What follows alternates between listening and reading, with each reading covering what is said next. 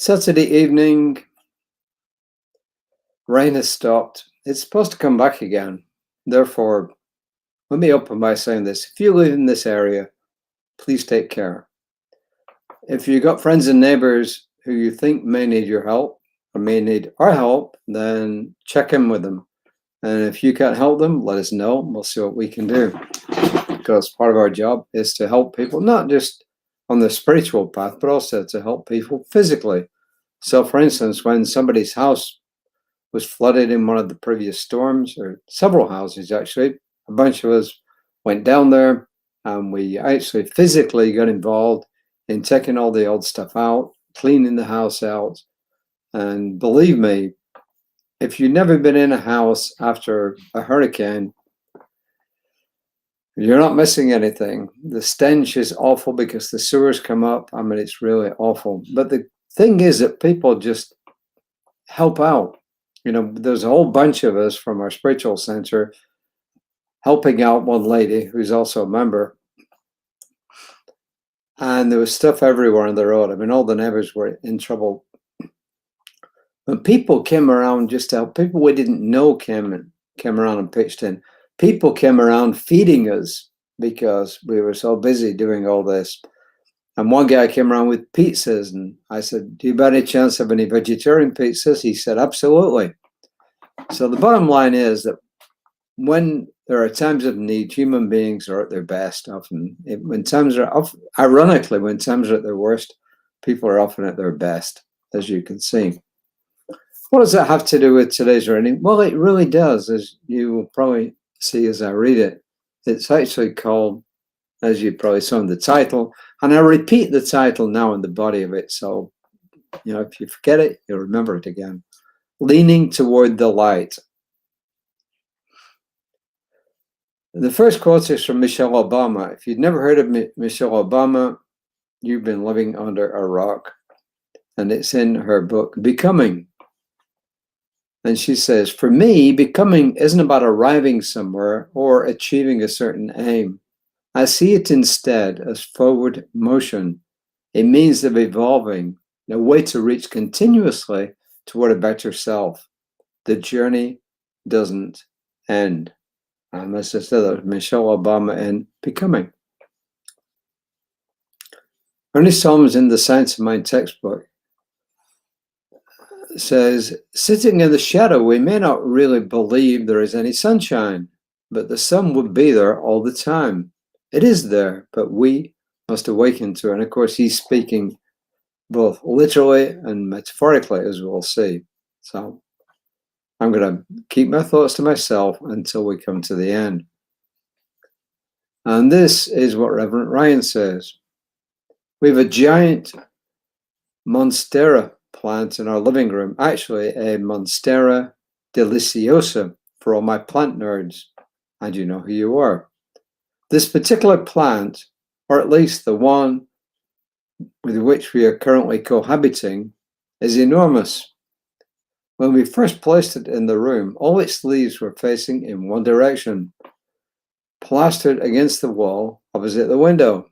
I noticed one morning all the leaves swaying in the other direction, leaning towards the light that crept in through the window. Now, I know this is not a new discovery. We know plants move toward the direction of nourishing and life-giving light. But it isn't exactly how we also operate. Isn't it exactly how we also operate? Our true nature, our inner urge, our invisible passion calls us to lean toward the light of truth, the light of revelation, the light of transformation. Just like we have to rotate houseplants as they move in search of light, we also experience our own life in this gentle kind of rotation. We're called to bring our scraggly leaves out of the darkness, our leaves of fear, doubt, worry, misguided beliefs, stories that we have created, and point them in the direction of the light. In the light, we can see them for what they truly are, things crafted in darkness, longing for the light. Each day we awake with intention. Each second we find ourselves in meditation. Each interaction with our neighbor, each time we pause in quiet reflection, each step we take is an act of rotation, an act of revelation, an act of leaning toward the light.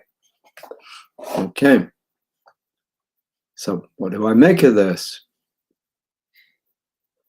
Well, as I said, Holmes is speaking both literally and metaphorically. What it brought back to me was when I was a kid, my uncle, who was a self-educated person, he never went to college, but he read loads and loads of books. He's the reason I got interested in books from a really early age, because when my father died, he kind of took me under his wing. And on our vacations, holidays we called them in Britain, he and I would go visiting bookstores while my mother and my aunt did whatever they did, probably window shopping. So I had an interest in books from a very early age.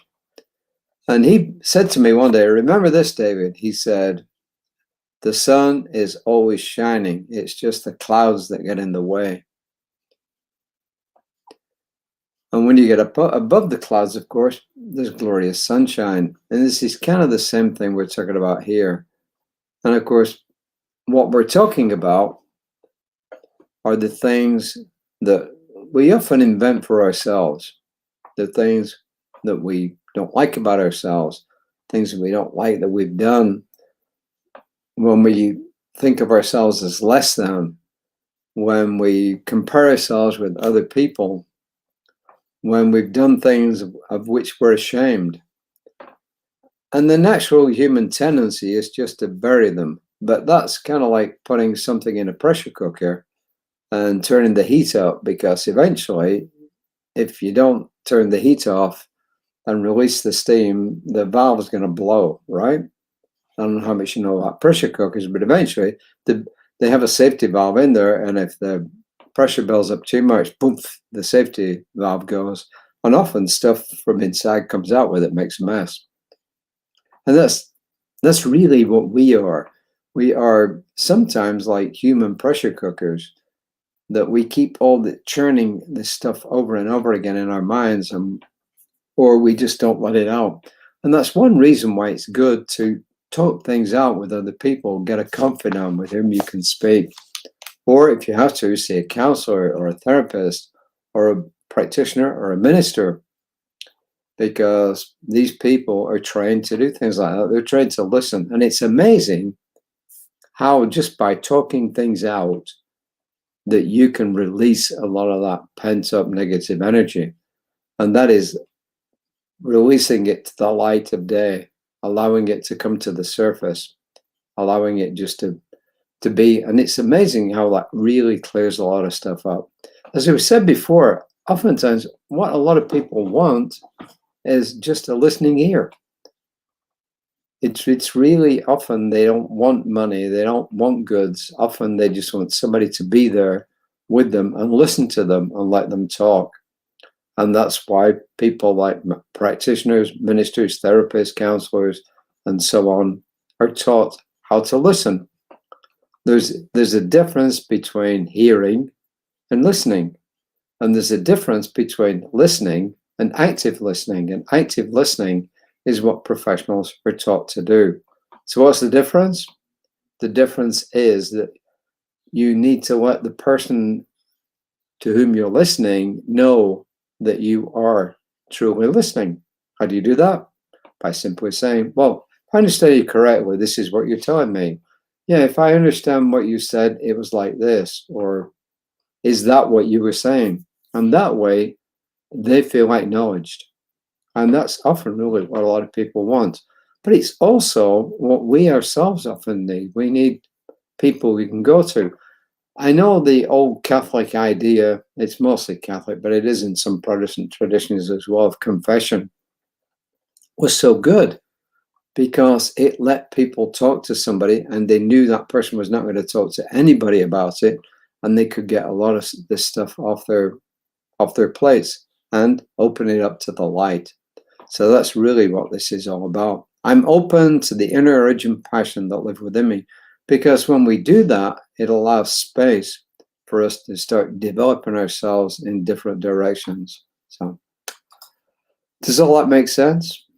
It's been a fairly short reading, but I think it's an important one. As I said, Reverend Lisa is reading from the Science of Mind textbook. The quote today was from the Science of Mind textbook, and it's actually on page 37, and it's 37. Let me just see if it really is in this. This is the single edition. I actually looked it up on my Kindle, which doesn't give the pages. Well, I am not so sure.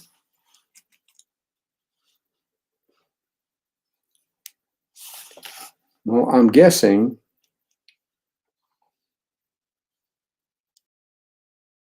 it's from the double edition. I don't know. But anyway, bottom line is this, that when we allow all this stuff to come out, it makes way for us to learn, to grow, and to become better people. And as Michelle Obama said, there's really no end to the journey. And Ernest Holmes said himself, he believed that even after we leave this planet, that we continue to evolve and we go up in spirals. What does a spiral do? It goes up, it comes down, it goes up, it comes down, but its general direction is always in an upward direction, which tells us that we learn. We learn by mistakes. So when we're coming back down slightly, we're looking back at what's gone on and we're learning from it, and then we can move up again.